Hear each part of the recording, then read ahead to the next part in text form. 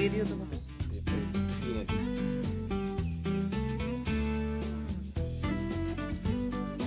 বছরের পর বছর বুনো হাতির হামলায় ফসল হারিয়ে যখন ক্রমশই হতাশ হয়ে পড়েছিলেন সকলে, তখন হার না মেনে নিজের বুদ্ধিমত্তায় চাষের নতুন দিশা খুঁজে পেলেন উত্তর পলাশের চৌধুরী বস্তির কৃষক অনিল চন্দ্র রায়।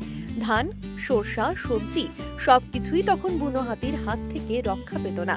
এমন পরিস্থিতিতে অনিল বাবু খুঁজে পান এক ভিন্ন দিশা, ড্রাগন ফল। কৃষি দপ্তরের পরামর্শে তিনি জানতে পারেন হাতি সাধারণত ড্রাগন ফল ও লেবুর গাছের কাছে যায় না। সেই তথ্যের উপর ভিত্তি করেই তিনি 1 বিঘা জমিতে পরীক্ষামূলকভাবে ড্রাগন ফলের চাষ শুরু করেন।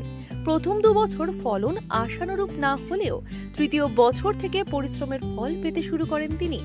বর্তমানে জুন থেকে নভেম্বর পর্যন্ত ফলের মৌসুমে প্রতি কেজি ড্রাগন ফল বিক্রি করছেন 300 থেকে 350 টাকা দরে। এমনকি তার বাড়ি থেকেও ড্রাগন ফল নিয়ে যাচ্ছেন অনেকেই। সবচেয়ে গুরুত্বপূর্ণ, ফসল রক্ষার জন্য আর হাতির ভয়ে রাতে পাহারা দিতে হয় না। অনিল বাবুর এই সাফল্য অন্যান্য কৃষকদেরও উৎসাহিত করেছে। এখন চৌধুরী বস্তি ও চম্পাশাড়ি অঞ্চলে প্রায় 600 থেকে 700 বিঘা জমিতে ড্রাগন ফল ও লেবুর মিশ্র চাষ করেই হাতির উপদ্রব থেকে যেমন রক্ষা পাচ্ছেন কৃষকেরা, তেমনি বাহারি ফল ও সবজির চাষ করে বেশ মুনাফাও হচ্ছে তাদের।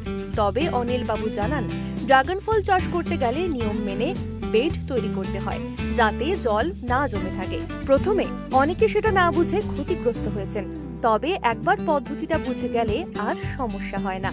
অনিল বাবুর এই প্রয়াস এলাকার কৃষকদের নতুন চাষের দিশা দেখাচ্ছে, যেখানে হাতির ভয়কে হারিয়ে কৃষি খুঁজে পাচ্ছে টিকে থাকার নতুন রসদ।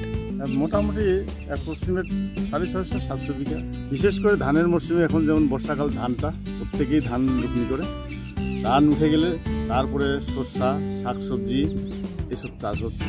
না, ড্রাগনের একটু টেকনিকটা ঠিক মতো করলে লাভ আছে। এই ফলের চাহিদা খুব, বিশেষ করে অর্গানিক হিসেবে বাজারে পাওয়া যাচ্ছে যা, তো লোকজন এসে আমার বাড়ি থেকে এসে বলে বাজার আর আমারটা অনেক পার্থক্য আছে খাওয়াতে। দামের দিক থেকে তো ভালো, বাজারে যদি 300 টাকা বা আমারটা 350 টাকায় বিক্রি হচ্ছে, তাও দিতে পারি না। হ্যাঁ, কৃষি দপ্তর থেকে প্রায় আমার এখানে আসে, আমাদের এলাকা ভিজিট করে, যেমন গতকালই আসছিল, তো ওরাও সহযোগিতা করে, অনেক সহযোগিতা করে। হ্যাঁ, একদম 100%।